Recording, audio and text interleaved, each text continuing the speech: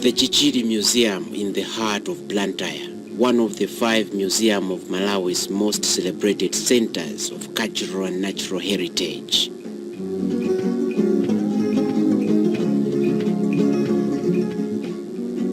A step into the Chichiri Museum, one is welcomed by a number of displays telling the origins and collectional content overview of the facility.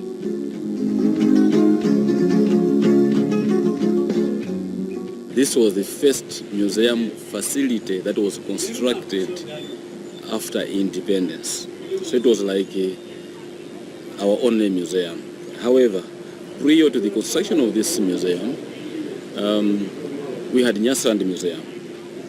And the NYIRENDA Museum was opened to the public in July 1960 in the Top Mandala building.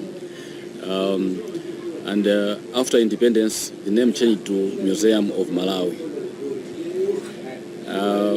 Now, in this particular museum, we do have exhibits on natural history that is about the animal world in our national parks, where we're trying to depict some of the animals and also the environment in a selected few national parks, especially here in the southern region. To be very specific, we're talking about the YOHANE National Park and the Lengwe National Park, but also the life in general in Malawi. So the theme of the Chichiri Museum is general. We're talking about man and the environment. However, in addition of Chichiri Museum, we've got several facilities under the museums of Malawi. We have got Tenga Postal Heart Museum, which is halfway as we're going to Zomba at Namaka. This does have an accommodation. It accommodates the collection on the history of postal and telecommunication in the country. Then we've got a third museum, or I should say a fourth museum, that is Lake Malawi Museum, which is in Mangochi. It talks about, or the theme is about the people of the lake, or the people along the lake and their environment. So it talks about the environment and the people from Karonga, Nkatabe, Rumpi, Nkota Salima, and up to Mangochi. And the fifth facility under the Museum of Malawi is the Mzuzu Regional Museum. It has got a theme on, we talk about the people of the northern Malawi and their environment. So it only concentrates about what is in the northern region. And of course, our museum headquarters is at Top Mandala Museum, where we do have the administration headquarters of all the museums and the museums of Malawi, and also the technical section and also the storage of all the collection, or the museum storage collections are all kept at Top Mandala Museum. So, and all the research, the researchers that we have within the museum also have got their base there at the Top Mandala Museum. So in all, we've got 5 museum facilities under the museums of Malawi. One of the most fascinating elements in the Chichiri Museum is how the evolution of man has been displayed in the main collection. Historians believe, contrary to religious teaching, that man originated from ape-like creatures. He used stone tools for survival. Man lived in caves. This time is known by historians as the Stone Age.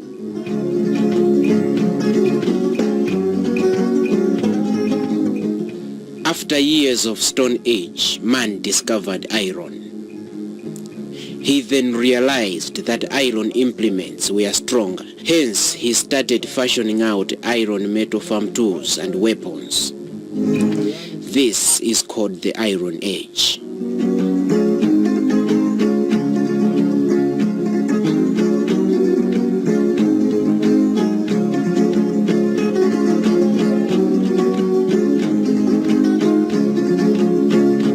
Overpopulation, increased food production, and other factors made man to be more and more organized. This called for some important aspects of culture and tradition among people. kingdoms and rulers emerged. Ornaments were necessary for beautification.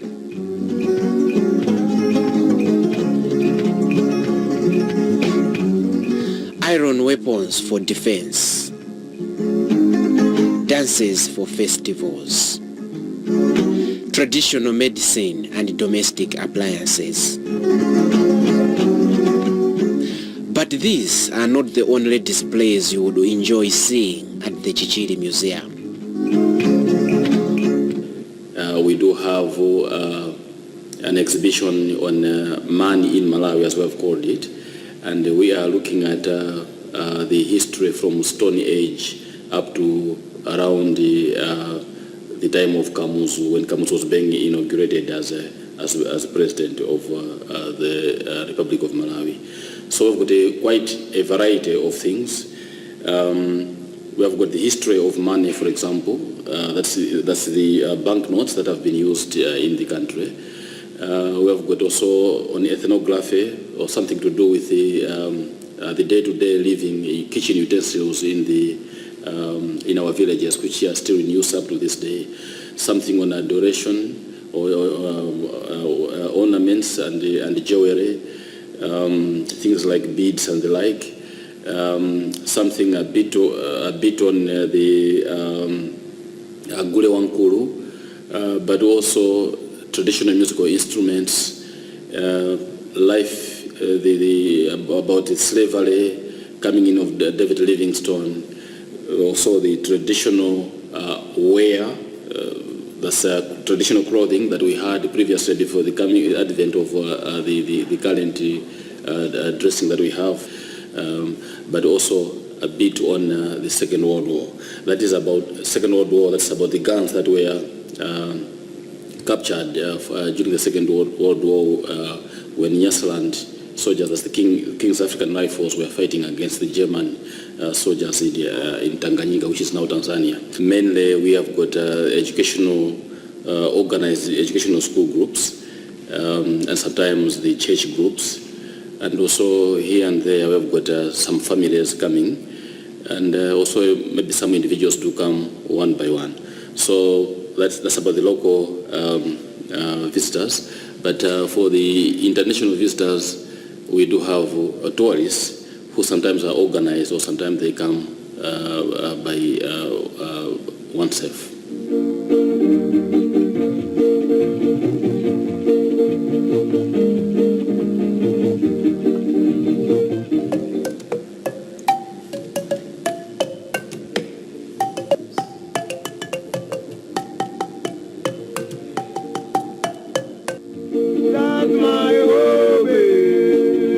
Music has also been part of man's way of life since times immemorial. Amazing types of instruments have also been used over time, including war and ceremonial attire. Museums form one component of Malawi's tourism sector, which has a potential of bringing a significant contribution to the country's economy.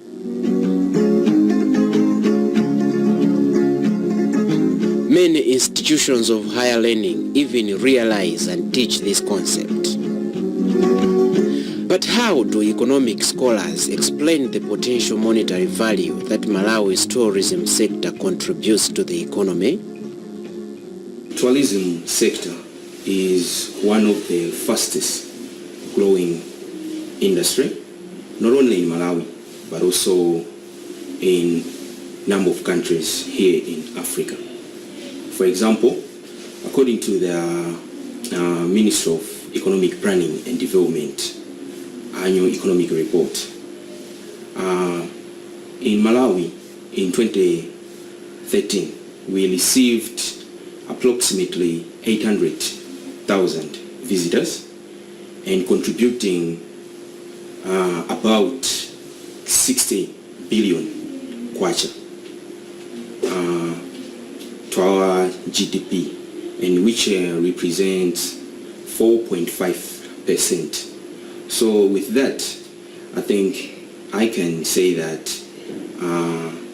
the tourism sector in Malawi has a significant potential growth in as far as economic growth is concerned.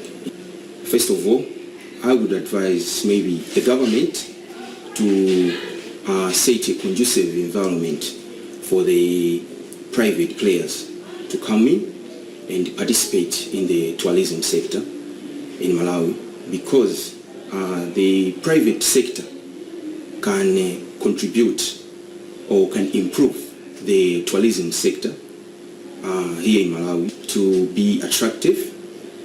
And apart from that, the private sector should be able to, or should not hesitate to invest in tourism, because tourism sector has proven to be one of the most important sectors here in Malawi, and companies or private entities can be assured that they can generate a lot of revenue from exporting visitors' export products. The dynamics of Malawi's textile industry is another lesson that you can learn at the Chichili Museum. The lesson starts from tree bark cloth, popularly known as nyanda, to the much improved cotton cloth. But how should we perceive the usefulness of our museums?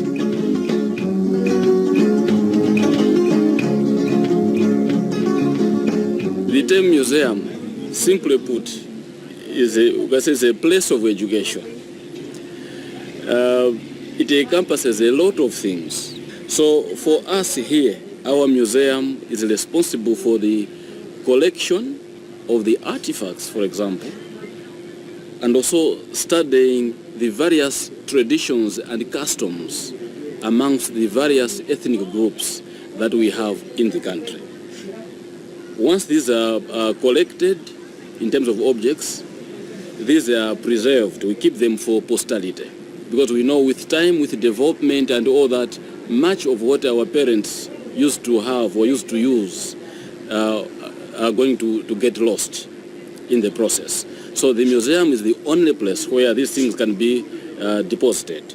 They are going to, and these objects, once they are deposited at the museum, they are going to give us a route where we are coming from, because there is no way we can know about where we are going if we don't know where we are coming from. So first of all, we preserve where we are coming, the objects, and also some of the traditions and information about where we are coming from, so that we should know at the present where we are, and this can direct us or lead us to know where we are going.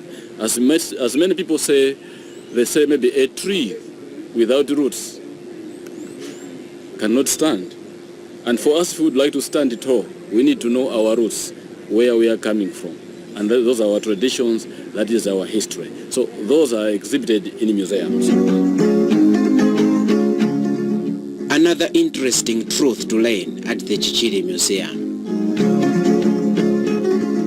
the Malawi's transportation and engineering history.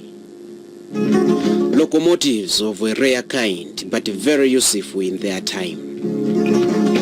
How did it feel to get a ride in this? Oh my goodness. This was a bus, or is a bus, that belonged to the Nyasaland Transport. The Nyasaland Transport operated throughout the country in the early days.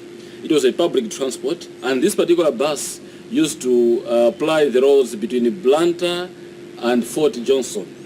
Fort Johnson is now known as Mangochi. And the people who, the passengers who were at the back, it had curtains where we have, you have got windows here, it had curtains previously. And in the front you had the driver and one passenger. This particular passenger in front used to pay double the price because he had a good seat, while the other one had just planks down here at the back here. But in front he had a good seat, at least with a cushion, and so it was like an express of some sort, and the passenger used to pay double the price for that. And in those days, it was usually the whites who used to board the front part of the bus, and in most cases, it was an inspector of schools who used to travel maybe between Blantyre, Zomba, and up going to Fort Johnson to do inspections and the like. This is the second rail engine that came to Malawi. The Malawi Railways, or the railway line in Malawi, was constructed from around 1904 to around 1911. And this is the second rail engine that came to Malawi. The first one is exhibited at the railways, or Central East African Railways in Limbi. That was Shamrock number 1, but this one is Shamrock number 2. So this is a steam engine. It was using coal. What we have here, the other one is a tractor, and again it's a steam engine tractor. This one came in the mid of 1890s. It was the first tractor that came to Nyasaland then, and it was used in clearing the Shire Highlands when they were coming up with the tea plantations, but also the construction of the first road that is stretched from Limbi to Mulanje. So this is the steam engine, which was used to pump water and also driving some machines at the railway station in Limbi. And during its time when it was in use, the other companies were also used to, they used to hire it to pump water for their premises. And even it was also even used at, in the Shire Highlands in Cholo and Mulanje to pump water for the white settlers that were in that part of Malawi. The other one is a Meriwether engine. A Meriwether engine is one of the first fire engines that came to Blantyre. Blantyre and Limbi were two different towns before independence, and in 1964 Blantyre and Limbi became a municipality, and then in 1966 Blantyre and Limbi became a city. So this is one of the area fire engines that was used, but it is very important because this particular steam engine was used to extinguish the fire that erupted at the old Chancellor College, which was accommodated at where we have got the Blantyre TTC these days. So that is the importance of this particular weather engines, and it's the remnant of all the area fire engines that came to the Blantyre City Council. Surely you need to take some time and witness this rich history here. Upon leaving this place, you will be sure of at least one thing. That is, we have come from afar as a nation.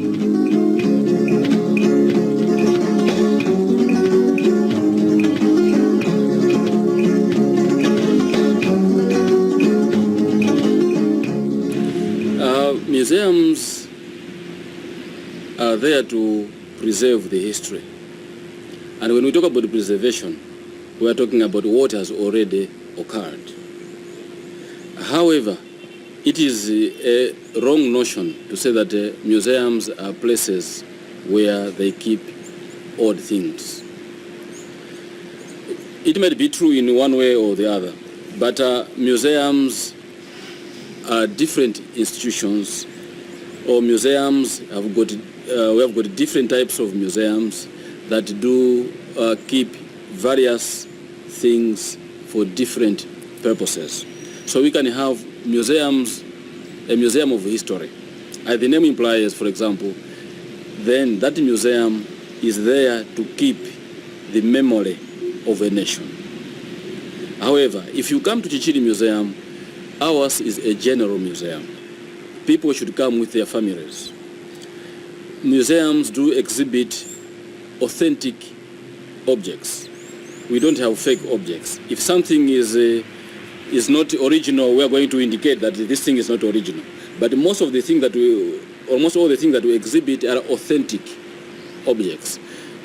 And when children who are in school, or students who are in college or school, they learn about these objects in books. They can come to the museum and have a face-to-face or an interface with such objects, see how these objects were made and how they were used. The museum, what we have is that when we have got objects on a display, there is a thorough research. We have got authentic information about the objects that we do exhibit. So people do come to the museum for education purposes. Others can come to the museum just to pass time. Others will come to the museum just to learn about other tribes or other ethnic groups, other people, and the like. So the museum is open to all the people. And we are encouraging all Malawians to make sure that they patronize the museum, not only this Chichiri Museum, but other museums that are scattered across the country as well.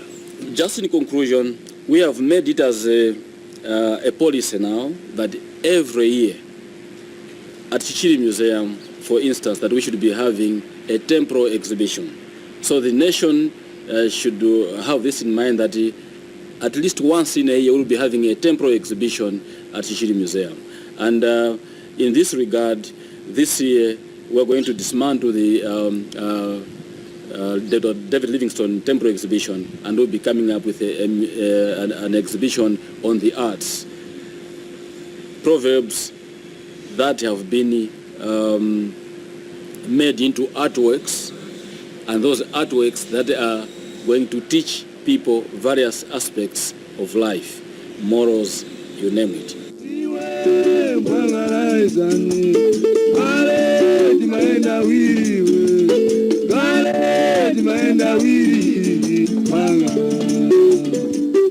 A lot of our history as Malawians is kept at places like this one.